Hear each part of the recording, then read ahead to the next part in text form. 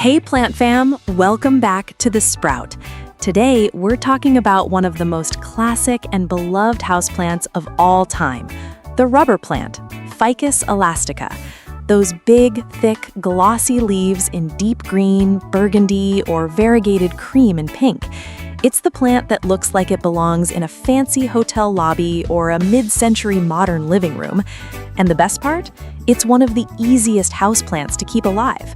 But here's the thing. Rubber plants are easy, but they do have specific needs. They like bright light, they don't like to be moved, they can get leggy if you don't prune them, and they have a habit of dropping leaves when they're stressed.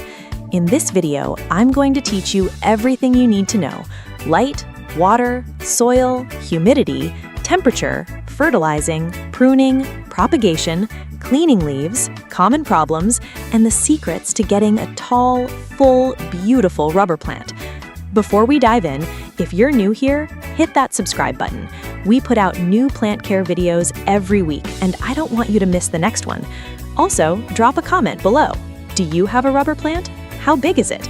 I'd love to hear about it. Now, let's get into it. First, let's talk about why rubber plants are so popular. Ficus elastica is native to Southeast Asia.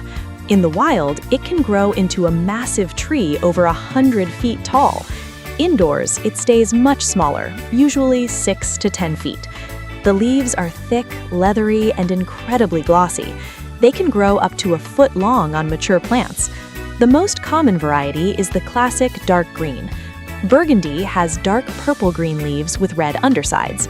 Teak has green leaves with creamy white edges and pink veins. Ruby has pink, cream, and green variegation. Robusta is a vigorous grower with larger leaves. Rubber plants are also known for being excellent air purifiers. They remove toxins like formaldehyde from indoor air. Now, let's start with light. Rubber plants like bright, indirect light. They can tolerate medium light, but they grow slower. In low light, they get leggy. The stems stretch out with big gaps between leaves. Variegated varieties need more light to keep their colors. If Teak or Ruby doesn't get enough light, the new leaves will be mostly green. An east or west-facing window is perfect. A few feet back from a south-facing window also works well. Direct sun will burn the leaves, causing brown patches, so bright, indirect light is the goal. Now, let's talk about temperature. Rubber plants like it warm. They prefer temperatures between 65 and 80 degrees Fahrenheit. They can handle down to 55 degrees, but growth will slow. Below 50 degrees, the plant will suffer damage. Keep them away from cold drafts, air conditioning vents, and cold windowsills in winter. Sudden temperature changes can cause leaf drop. Now let's talk about humidity. Rubber plants are adaptable. They tolerate average indoor humidity, but they appreciate a little extra. In dry homes, especially in winter with the heater running, the leaves may get brown edges. To increase humidity, use a humidifier, group plants together, or set the pot on a pebble tray. Do not mist the leaves heavily. Water sitting on the leaves can cause fungal spots. A quick wipe with a damp cloth is better. Now let's talk about watering. This is where people make mistakes. Rubber plants like their soil to dry out a bit between waterings. Overwatering is the most common killer. Here's my rule. Water when the top 1 to 2 inches of soil feels dry. Stick your finger in the soil. If it's dry at your first knuckle, it's time to water. In most homes, that means watering about once a week in spring and summer, and every 10 to 14 days in fall and winter. When you water, do it thoroughly until water runs out of the drainage holes. Empty the saucer. Never let your rubber plant sit in standing water. Use room temperature water. Cold water can shock the roots. Now let's talk about soil. Rubber plants need well-draining soil. Regular potting mix works well, but it's better to add perlite for drainage. Mix 2 parts standard potting soil with 1 part perlite. The pot must have drainage holes. Don't go too big. A pot that's too large holds too much water and can lead to root rot. Repot every 2 to 3 years in spring. Go up 1 pot size. Now let's talk about fertilizing. Rubber plants are moderate feeders.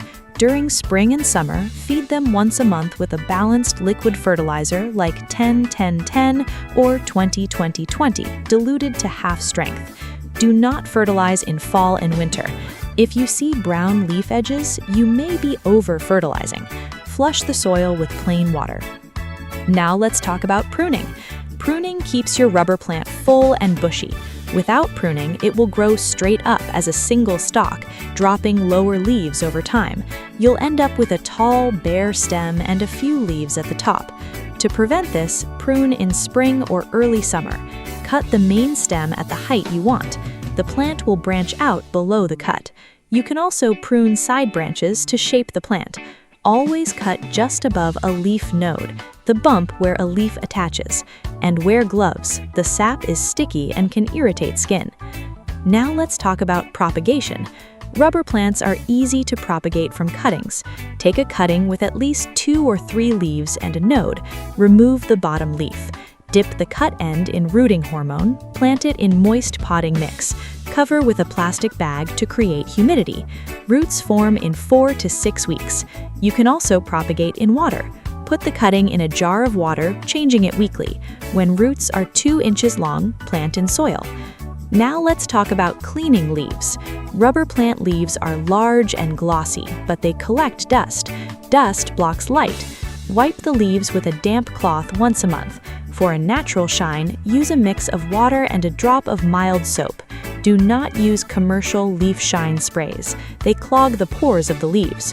For variegated varieties, be gentle. The white parts of the leaf are more sensitive. Now let's talk about common problems. Let's go through them one by one. Problem 1, leaf drop. This is the most common complaint. Rubber plants drop leaves when stressed. Common causes are overwatering, underwatering, cold drafts, sudden temperature changes, or being moved to a new spot. They hate change. Once you find a good spot, don't move the plant. Problem 2, yellow leaves, overwatering or root rot. Let the soil dry out more between waterings. Check for root rot. Problem 3, brown leaf edges, low humidity or chemicals in tap water. Increase humidity. Switch to filtered or rainwater. Problem 4, leggy growth with big gaps between leaves. Not enough light. Move to a brighter spot. Problem 5, leaves curling. Underwatering or low humidity. Water deeply. Increase humidity. Problem 6, brown spots on leaves. Can be sunburn from direct sun or fungal spots from wet leaves. Move out of direct sun. Water at the base. Problem 7, pests. Rubber plants can get spider mites, mealybugs, and scale. Spider mites leave fine webbing. Increase humidity. Use neem oil. Mealybugs look like white cotton. Wipe with rubbing alcohol. Scale looks like small brown bumps. Scrape them off or use insecticidal soap. Problem 8, root rot, caused by overwatering or poor drainage. Signs are yellow leaves, mushy stems, and bad smell from the soil. Take the plant out of the pot, cut away rotten roots, repot in fresh, dry soil, water less. Here's where you come in. Drop a comment below. Do you have a rubber plant? What color? Have you ever pruned it to make it branch? I'd love to know. Now let's talk about getting your rubber plant to branch. This is a common question. Rubber plants naturally grow straight up as a single stem. To get branches, you must prune. Cut the main stem at the height where you want branches to form. The plant will produce 2 or 3 new shoots just below the cut. Do this in spring. Be patient, it takes a few weeks. You can also notch the stem.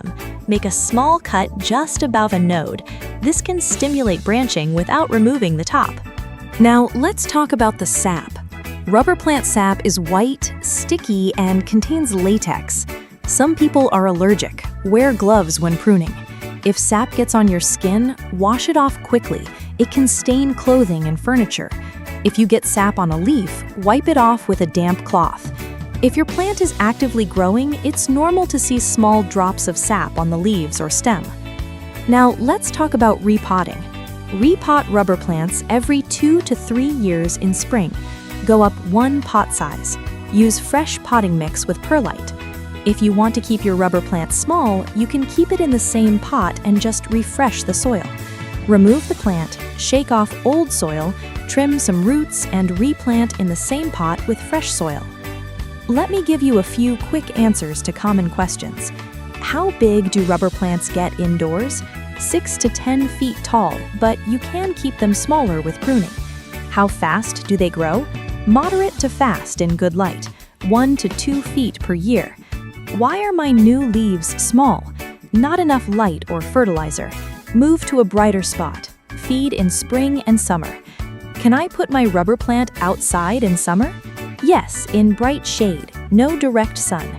Bring it back inside before temperatures drop below 60 degrees. Is rubber plant toxic to pets? Yes, it's toxic to cats and dogs. Keep it out of reach. Let's wrap everything up.